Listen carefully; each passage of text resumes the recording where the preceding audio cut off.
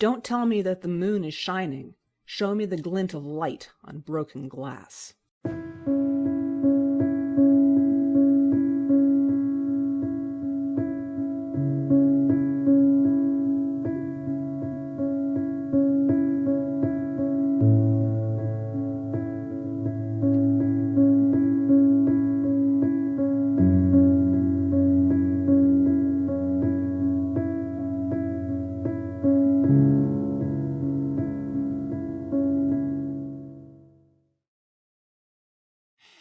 Hello and welcome to Shining Moon, a speculative fiction podcast, episode 5. I'm your host, Deborah L. Davitt. Today we'll continue our series by asking questions about translation and writing in English as your second language, or your third, or your fourth. We'll find out how difficult it is to write in your second or third or fourth language, and what the advantages of writing in another language are, how you deal with reader expectations, and how to go about getting reputable translations for your work, which is a thing. My guests today are Alex Shvartsman and Anatoly Belilovsky. Let's start with some introductions. Anatoly Belilovsky was born in a city that has changed owners 6 or 7 times in the last century, the latest crude attempt at adverse possession being in progress even as we speak. He was traded to the U.S. for a truckload of wheat and a defector to be named later, learned English from Star Trek reruns, and went on to become an SFWA member in spite of a chronic cat deficiency by publishing nearly 100 pieces of original and translated prose and poetry, much of it collected in Halogen Nightmares and Other Love Stories. He tweets occasionally at @loldoc, come for the puns, stay for the punditry. Hi, Anatoly. Thank you so very much for being on. Thanks for having me. And my second guest tonight is Alex Shvartsman, who is a writer, translator, and anthologist from Brooklyn, New York. He's the author of Kakistocracy, 2023, The Middling Affliction, 2022, and Eridani's Crown, 2019. These are all fantasy novels. Over 120 of his short stories have appeared in Analog, Nature, Strange Horizons, and many other venues. His website is alexshvartsman.com. Hello, Alex. Thank you very much for being on. Hi, it's a pleasure to talk to both of you. Well, let's dive right into it. I'm going to deviate a little bit from my planned script by saying that I recently had someone who cold called me basically off of Facebook with an offer to translate me into Spanish, to translate up to 15 of my poems into Spanish, and then to for the low price of 200 euros. Was this a good offer, or was this just hokum? Well, it's impossible to tell. There are legitimate translators that reach out to authors of works that they love and offer to translate them. Usually, though, we offer a split. So essentially, we translate your work for free, and if it sells in the target language, we split the money evenly between the translator and the author. So the fact that they're asking you to pay upfront could potentially be a kind of a warning sign. Having said that, the best way to tell is to see whose other work they've translated already and where it's been published. Yeah, I kind of figured that I needed to do a little bit more digging on their website and see what else they had done. I was just sort of in the mode of, but money flows towards the writer. What are you talking about? Well, translator as well, hopefully. The other thing about it is, and that's my personal opinion, I don't think it should be taken as gospel, but you really want somebody who's in love with the piece to be translated. And that means they have to translate it or die. Yeah. And you don't talk about me upfront when that happens. There are I would tend to agree with that too. It was a very nicely written offer, and it really sounded good right up until the point where it was pay me hot dollars first, and I was like, I think I want to talk about that a little bit before I engage in that. All right, so let's go into the actual script. Writing in your second or your third or even your fourth language, since most of the people I will be talking to about this topic are polyglots, is a very interesting task. How do you go about just getting even started? I mean, what level of fluency do you need? Do you have to be able to think in it first? Because I found that when I was to my mom's horror, my German was never very good, but when I was taking Russian, I was actually able to start thinking in it a little bit. And I was able to start writing in it a little bit. So since my mom is German, this was, of course, just to her. So what level of fluency do you need to be able to write in your second or third language? And just talk to me about it. It's fascinating. Alex. So I think you kind of nailed it exactly there when you talked about dreaming or thinking in the in that language. When I first came to this country, I asked a multilingual person what language they thought in, and they kind of looked at me like it was obvious and said, "Whatever I'm speaking in." And I think Mhm. that that's the fluency. Is if you can switch Mhm. your thinking as quickly as you can switch speaking between those languages, that is probably the true fluency and the level of mastery that you would need to do translation. Now, as far as writing in a language that's not your own, it is certainly challenging, but there are pluses as well as there are minuses. You get a lot of extra experience from the cadence and the depths and the wisdom of the other languages that you speak that you can use and almost make it your own. And a lot of readers will be none the wiser. They will think that you're being really smart, whereas you are perhaps doing an idiomatic translation or just using some ideas and thoughts that you may have picked up in the other language. So that's the benefits. The downsides are that for many of us, our English is not perfect. I know that for me, I make mistakes that are kind of super amateur, but at the same time, I will also use lots of SAT words that many of my Anglophone friends may not know right off the bat. So it's kind of like this weird dissonance where you are making like third, fourth grade level mistakes, but you're also using college level and English and above. Yeah. Tolly, would you like to add something to that? Yes. I totally agree that you're very highly influenced by your source language. In fact, I'd like to compare it to epitaxial crystal growth. There is a substrate of your original language, and it it doesn't force you into a certain word pattern, but it suggests it the way the epitaxial substrate uh, influences the crystal growth on top of that. And you can see it extremely well in Irish writers.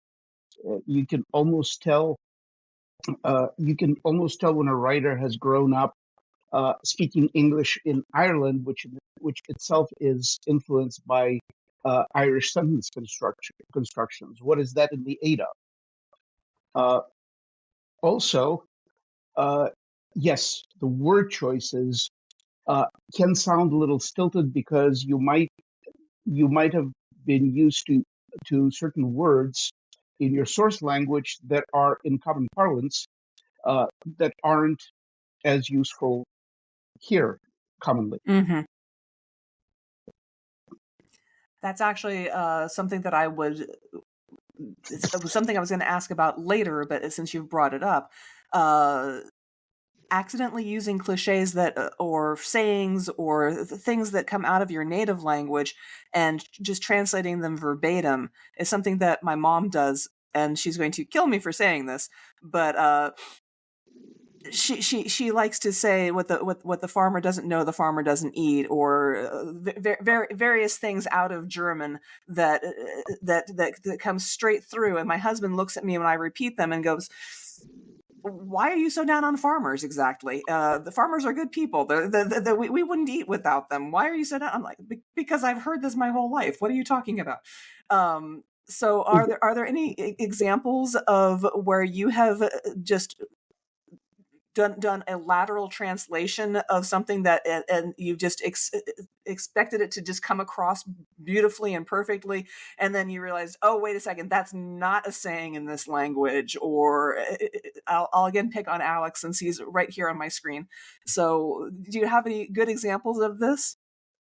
So a lot of the time it works, and I think part of the job of being a good translator is to figure out exactly the moments where it would cause too much confusion and figure out whether you should keep the expression or substitute for a similar expression that is familiar to the English readers.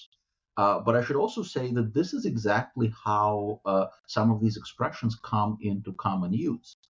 For example, the term flea market is literally directly translated from French.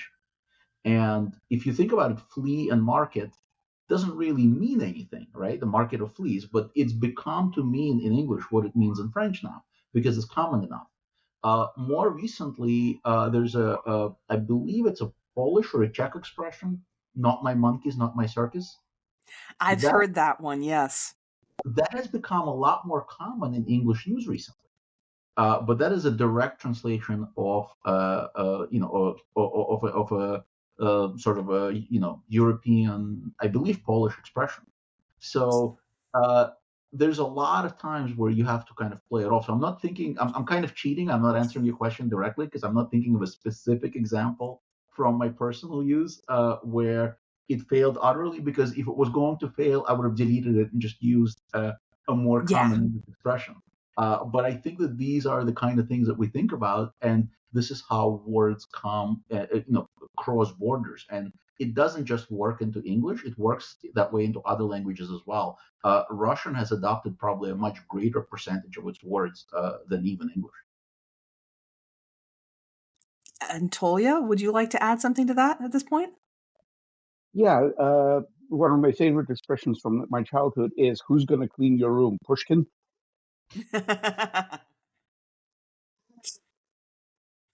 Yeah, that one doesn't translate necessarily all that well to English, but I can totally hear a mom saying it. That actually gets me to the question of cultural translation and translating. I'm going to use an example from my absolutely favorite translation, which was a translation of Crime and Punishment, which was done in the 90s by, let's see, what were their names? Richard Piver and Larissa Volokonsky. And they did such a wonderful job doing a fluid and natural translation of a 19th century work to modern English, but they also had to put in a lot of footnotes to let you know that there were cultural things that don't translate, whether it's the use of nicknames, which is just rife in Russian, and or just the cultural things about what level of coin this was, so there was cultural translation going on at the same time as there was language translation. And I guess the question for you guys is how do you go about making things just effortless without having to resort to footnotes when you're doing a cultural translation as well as a lingual translation? I'm going to pick first on Anatoly. Well, I just want to pick out one expression that means completely different things in English and in Russian. If you take the phrase "can't hold a candle," can't hold a candle to something, that means it's far inferior. Whereas if you say in Russian "я свечку не держал," I didn't or couldn't hold a candle, that means I wasn't there to witness it. Ooh. Completely different different context. So what you want to do when you're translating something is rethink the whole thing all over again in English. Don't translate, but rethink it, rewrite it. And I've had conversations with other translators about it. No, you have to be true to the source. You have to be true to the dream, I think. Okay. How do you feel about that, Alex? Do you feel that you have to be true to the source, or do you have to be true to the dream? So there's a really popular concept among translators, which comes from Italian, which I'm about to butcher. Apologies in advance. Traditore trattatore. It means to translate is to betray. By necessity, you will betray either the author or the reader in order to make the translation, because there's usually no perfect translation. Something has to give on one end or the other. And you have to really think deeply about each choice. And the place where you start is, what is the purpose of your translation? If you are doing a translation that is, more for like a university press, or like for some kind of an archival purpose, you want to be as loyal and sort of close to the original text as possible. Which means that text is going to be a little bit difficult to read. You're going to use a lot of footnotes. You're going to have some turns of phrase that don't read very smoothly in English at all. Whereas if you're doing a literary translation and the purpose is to entertain the reader, that's when you begin betraying the author as much as possible. I hate footnotes. I'm not saying I've never used them. I certainly have. But I will go to great lengths to avoid even a single footnote if I can help it. And so there's all sorts of tricks. There's really like a plethora of items in my toolbox to be able to avoid doing that. And sometimes that means literally adding a sentence or a sentence splice into the text that clues the reader into the meaning, so that you can avoid having them look down to the bottom of the page, or even more awkwardly trying to use the footnote in an ebook or an audiobook, which Oh God. something we have to think about these days, right? It's not Yeah, everybody's you do. on paper. So my preference in most of the material that I work with, because I'm blessed to work with fiction and mostly genre fiction, I want the reader to feel like they're reading a work written in English. I want to keep all the original, like, I don't want to use the word exoticism, but like, keep the work uniquely Russian or Ukrainian or Moldovan, or whatever the source is that it's being written from. But I also want the text to read as though it was written in English, which means that I will betray the author a lot, but gently and with a lot of forethought. Okay. I like that. Thank you so much. All right, let's move out of translation into more your writing in English. And I've spoken with other people who have used English as their second language, but they've had encounters with editors who want to rewrite them, who want to sort of revisit their word choices and sort of pick on their diction in their second language, and they're proficient enough to say, no, that is the word that I meant. This is the word that I think is the best in this context. How do you? There's probably a little bit more of a, how do I put this?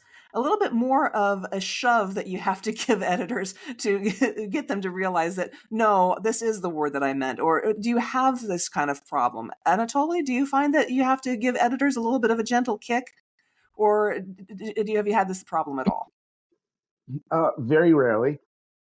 And mostly the editor who's going to buy my work is the editor who's going to respect my work to begin with. They're going to respect my word choices. They're going to respect my sentence structures. If they didn't like it, they wouldn't have bought it. I had a very interesting back and forth about one of my stories where I ended up agreeing with about 20% of suggestions because they were great, and steadying about 80% of them because they were headed into the generic English area and away from the way I wrote it. Very good. I'm glad you were able to stead it, because your word choice is just so important to your voice as an author. And it's a shame when they decide to try to make things more generic, and it really gets on my nerves. Alex, have you had similar encounters? I have, and in most cases, it's not the acquisitions editor. As Toля said, a lot of the time, if they're willing to buy our stories, they already respect our voice and our choices. A lot of the time, though, it's when this goes to a copy editor who is a completely different Yes. person, much further removed from the text, and they're just kind of looking at it as its own thing. They're not thinking about who wrote it. That's where it becomes a little bit more problematic. And yes, there are many, many instances where I had to fight for word choice. And the one story that I like to tell is when the copy editor flagged the word gruntled, and Oh, literally, God. they literally put in a note saying that's not a word. It looks like now this was a translated story. I know you wanted to walk away from that to the text, but this was a translation. And they're like, the translator must not be a native English speaker. And they just, they thought that they could use it as the opposite to disgruntled, but they can't. I was pissed. I wrote an essay. I literally sent that copy editor like a note that was the length of a page. Not only the usage of the word and how it's proper, but delving into its history and like showing how like, hey, this has been in use for 100 years. Excuse me, I know what I'm talking about. Good for you. Alex, but also you have to realize that in translation, you are a masochist in translation. Uh, I only translated one Katerina story. You translated a whole bunch. And she makes words up. She makes three-level puns. She is impossible to translate, and yet you have done it. Uh, Total respect, but I could see the way her original drove you up the wall when you translated it. I can see your translations driving editors up the wall when they laid eyes on I love, can I just say, I love working with her text precisely for that reason, because she plays with language. And there's nothing more fun and more sort of like, that nothing gruntles me more it. than Yes. finding a way to relay a really, really complicated play on words or a pun or something that was used very well. And like, I mean, she wields that pen extremely, extremely well in Russian. And to be able to come to even close to relaying that to the Anglophone readers is just the best. So I definitely welcome the challenge each and every time. And I actually have a story of hers on my docket for translation now, for which I must learn a whole bunch of words for the Chukotsky language, which is a Chukchi language, which is like an indigenous people in Chukotka, like in the far, far north of Russia, of which I know very little. But she knows a whole lot, so I will have a lot of work to do just to get that story to the English readers, but it will be worth it. Could you repeat the name of the author, please? Because I would like to check this out. K.A. Terina, that is her nom de plume, and her translations between Tore and myself have been published in Asimov's a whole bunch of times, FNSF, Podcastle, a bunch of anthologies, Apex, all sorts. So like she's very well published in English, and rightly so. And we've both had the privilege to translate her work. Fantastic. Thank you. All right. What else do we have on the docket here? We've talked about editors who want to change authorial voice, reviewers, and people like that. And Tolya has already touched a little bit about unconscious mirroring of grammar structures in your native language. He had mentioned that Irish writers tend to have the substrate of their own language underpinning how they convey things in English. Let's see. When you guys read your work in public, what is the reaction that you have from readers? Do you have have you ever had a hostile reading environment where people have gone, no, you're not Ukrainian, you're obviously Russian, you're the bad guy or something like that? Have you ever had to deal with a hostile audience or something like that? Or has it just been relatively peaceful for you? Which I hope it has. Well, it's been very peaceful up to and including being the only person in the room. I have done that. It's embarrassing. Yeah. That's the most hostile environment you can imagine for a reading, actually. Mm-hmm. Yeah. I'm with Tole. It really hasn't been a problem up until the last couple of years. Most of us, when people would ask you, "Hey, where are you from?" and you would just say, "I'm from Russia," without a second thought, even though both Tole and I are actually from Ukraine. But it wasn't a political issue, and it wasn't something. I can't speak for Tole, but for me, up until the war started, I never really examined it very thoroughly. But I would never, say I'm from Russia today. Like I think it makes Yeah. sense difference politically, socially, and so I will always say, yeah, I'm from Ukraine and I support them, and I've been trying to focus a lot more on creatives in Ukraine, in connecting them with editors, translating their works, etc. But nobody's really called me. I've had the misfortune at this point, I have to say, of translating some of the very vocal pro-war, pro-Putin Russian authors before this cluster happened, and nobody tarred and feathered me for it. I mean, it's the That's a work. good thing. Yeah, it's out there. It exists. I will not work with them again, but I'm also not going to hide the fact that I have done so in the past, because I never Well, applied a political test to anybody, and I just read the work and judged it. And we've moved past that, unfortunately, as things have escalated. yes, indeed. Oddly Thank you enough, very much. Go ahead. sorry, I didn't mean to interrupt. Oddly enough,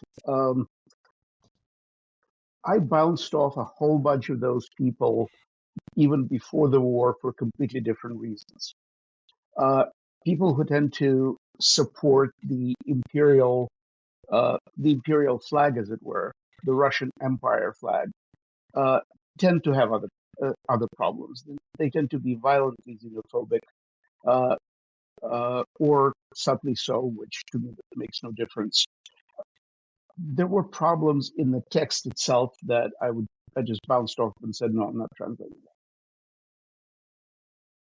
I mean, Well, that's yes, fair. there are works like that. There's certainly some authors and some works that I've bounced off pretty hard as well. But there are also works in English as well as in Russian by authors whom I may not at all agree with, but I love the works. And I think that's a debate that we've been having in the science fiction community for a long time. Whether how much do we want to connect the work to its author, and Ender's Game is still one of my all-time favorite books in science fiction, and there's not a lot that I agree with the author on socially, but I still respect the work. So it's kind of that way with some of the science fiction in Russian as well, where I recognize that certain authors, they are very talented, and I like their work, but I will not continue reading it because I don't find them palatable as human beings. Absolutely. That's fair. That's fair. All right. Let's see. If you are dealing with somebody who is reading your work for you, say somebody who's you've had something done at Podcastle, and they are working out things that you've dealt with linguistically, whether it's punnage or you've brought in words from another language, how do you coach them to be able to convey your meaning or the translated meaning as well as possible? Because they're professional narrators, and they take great pride in their work, and well they should, but they generally need a little coaching. How do you go about coaching them so that they can convey the meaning appropriately? So my favorite format to consume books is audiobooks. So I listen to a lot of narrators interpreting authors' work, and many times I recognize certain pain points. So I think at this point, it's already influenced my own writing, where when I'm writing the book, I'm kind of conscious of how it will work as an audiobook. So I'm less likely to engage in some acrobatics that will only work on a written page. But beyond those specific moments, I think a lot of it is having a really good communication with your narrator and giving them ample notes. And having the opportunity to review their material. If if you're working with a podcast or you're working with an audiobook narrator, I've had it both ways. I've had an entire book dropped on me where I had no input whatsoever beyond providing some notes ahead of time, and I've had situations where I was given an opportunity to comment chapter by chapter and corrections would be made, and it's night and day, the experience of that. So any podcast, any fiction podcast, any audiobook producers, please give your authors an opportunity to weigh in, because it'll just end up a better book. Oh, I 100% agree with that. I had a I had something podcasted early on, like in 2019 or so, and the wrong copy was sent to the narrator, and that there was been no correction made to that story since. But the narrator very cheerfully and very professionally read out things that were sentence stubs that were supposed to be corrected and things like that, and I just went, no. So yes, it has to be a two-way street. There has to be a conversation.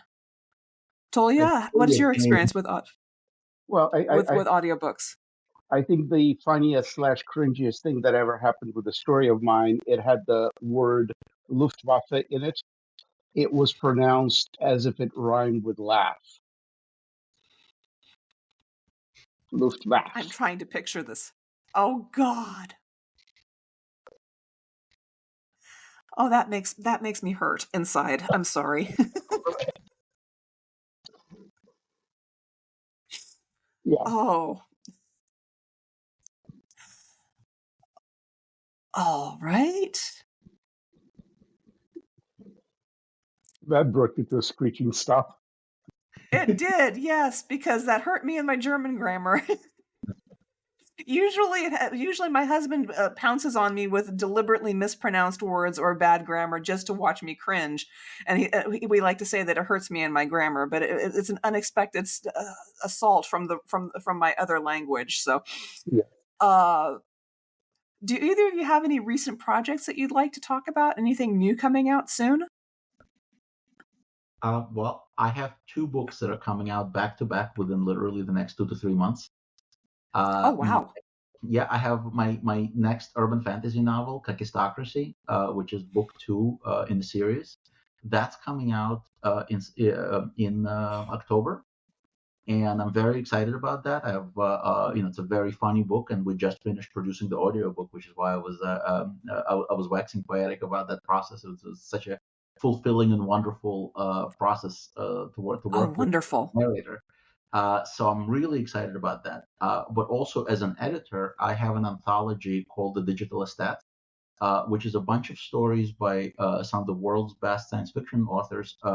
And I mean worlds because there are lots of translations and lots of material from outside the Anglosphere there. And they're all stories about the hot topic of the interaction between AI and art, which we're all talking about incessantly for the past year and a half. So we did an entire book with the likes of Ken Liu and Adrian Tchaikovsky and Jane Espenson and lots of international authors from all over the globe, and that's coming out in November. So I'm super excited about those projects. I'm ramping up for the promotion drive on both of them. Oh, fantastic! And Tolia, do you have anything new coming out or something recently out that you'd like to talk about? Well, I just do short fiction, and I've collected most of it in, as you said, Halogen Nightmares and Other Love Stories. That's available on Amazon. Lately, I have a series of stories set in an alternate universe where warfare was forbidden and exchanged for musical warfare, battles of the bands through the ages, as it were. And recently, Bruce Betke at Stupefying Stories bought 2 of them, and they recently came out. That's Sound of Music, about submarine warfare with music, and The Cool War, which is about blues leading to the destruction of the Berlin Wall. Oh, I love this. I love this as a concept. I will have to check these out. You said Stupefying Stories? Stupefying Stories, yes. They're out now? They're out now. Okay, I will definitely have to read these. Thank you so much. My pleasure. Well, this has been a relatively shorter episode, but that's not necessarily a bad thing. We have very long episodes and we have rather short episodes, and we balance out in between. Thank you for having agreed to be on the podcast. It was a delight getting to speak with both of you. Next time, we'll continue this conversation on translation and writing in your second language with 3 other exceptional writers, Yelena Donato, Floris Kleine, and Cecile Cristofari. See you then. Thank you so much.